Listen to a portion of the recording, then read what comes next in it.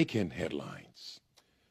The Accra Metropolitan Assembly has confirmed that trading will permanently banned on the rehabilitated Kanishi Footbridge after 6 to 9 months of works.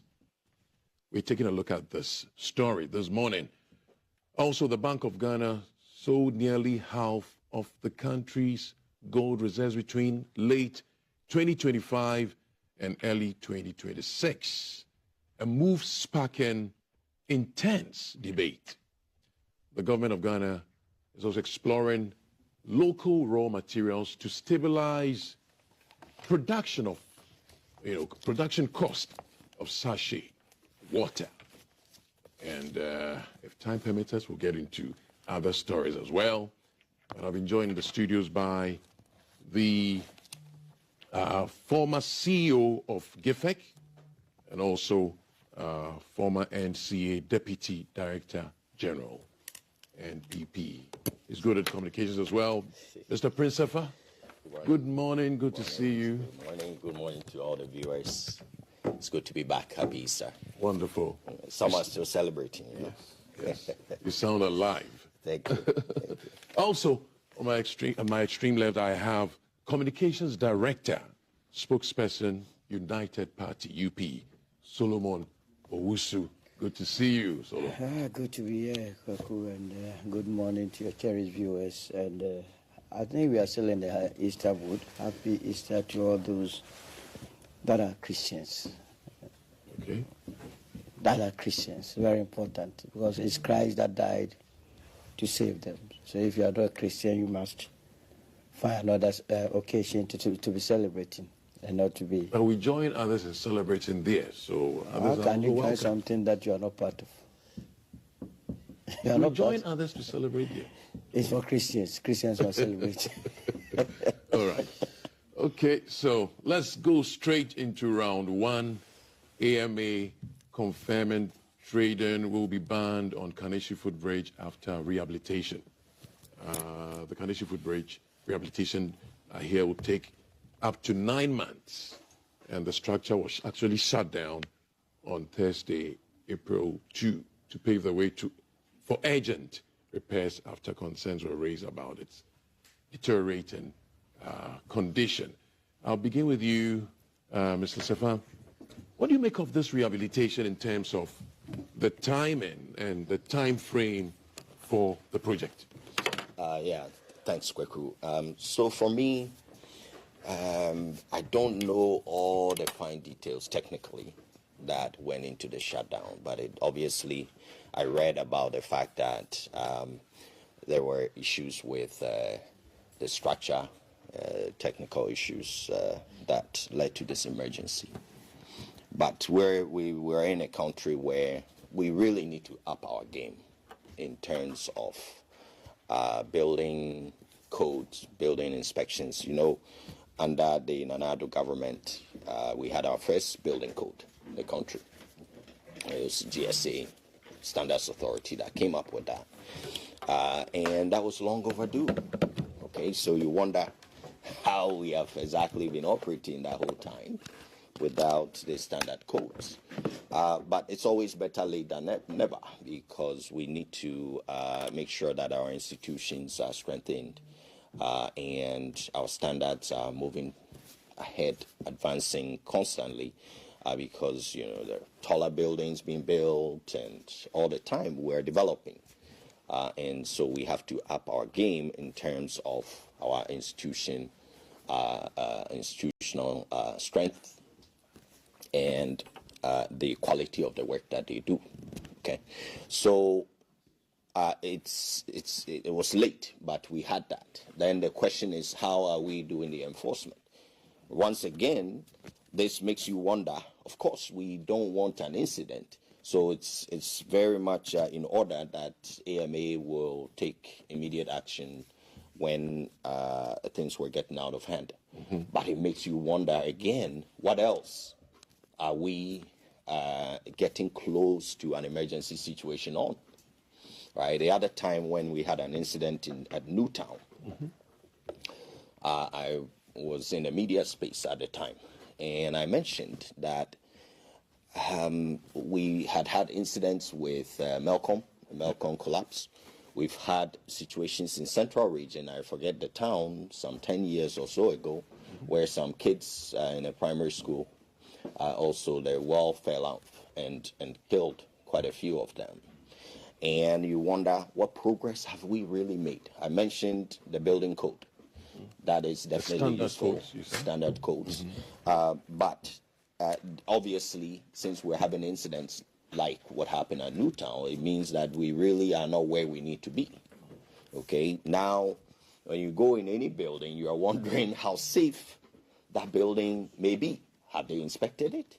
Who is inspecting these buildings? Who is making sure that routinely we don't even get to a point where you have an incident, definitely, or you get too close to an incident.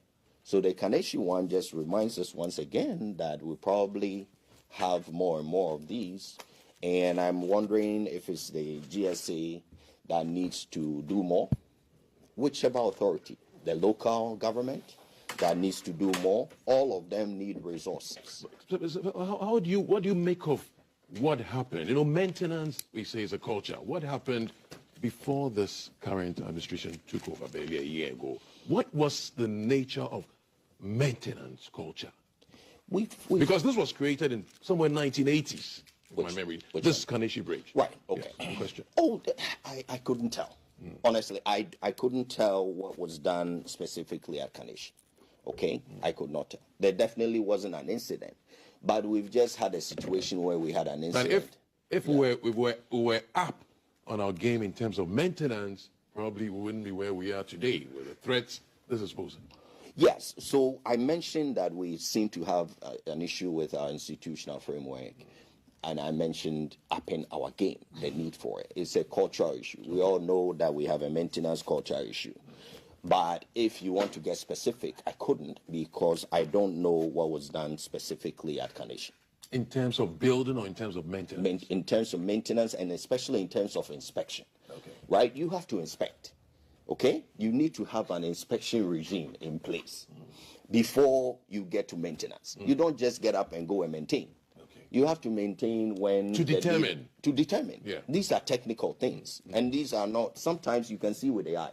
But if you start seeing with the eye, it's not a good sign. It probably means that I've seen some signs over at the motorway under the Ashaman overhead a few years ago, about 3-4 years ago. And debris started coming down.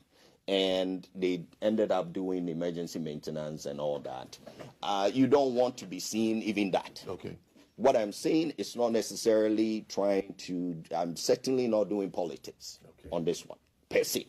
But government controls the agencies, all right? I've been in charge of an agency, and so I know how the agency works. The agency will typically be under a ministry, which will be under a presidency or an administration. All I'm saying is that we need to up our game. Regardless. And of course, the current government is the only one we can hold accountable to help us up our game more. Because we just had an incident again, which means that we're not where we need to be. You get what I mean? And also, we need more enforcement. Okay? Many a time, as in what happened in the Melcom situation, all right, and what happened in Central Region that I mentioned, and then now what has happened at Newtown, you don't even hear who has been held accountable. Okay. So you get what I'm saying? So all these things are very important. But the bottom line, what I really want to conclude by is that, you see, I've worked in the public service. There are many places where we have a lot of redundancy. Okay? And more is being added. You know, our payroll budget just went from 63 billion cedis in 2024, 2025, early part, to 77. And then for this current budget in 2026, it's now at 91 billion cedis, okay, which is getting closer and closer to half of our budget, okay, in terms of expenditure. This is significant money.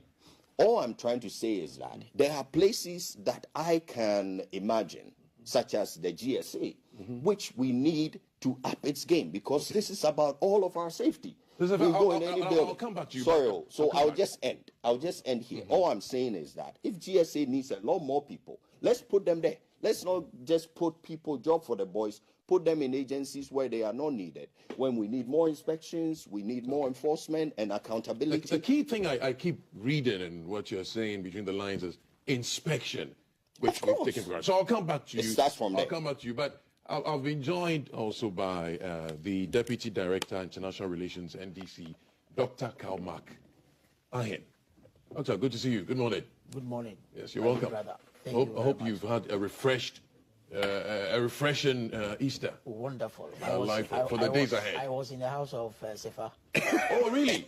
And you guys are not invited. Everybody invites me. It was like he's rather in government and I'm in opposition.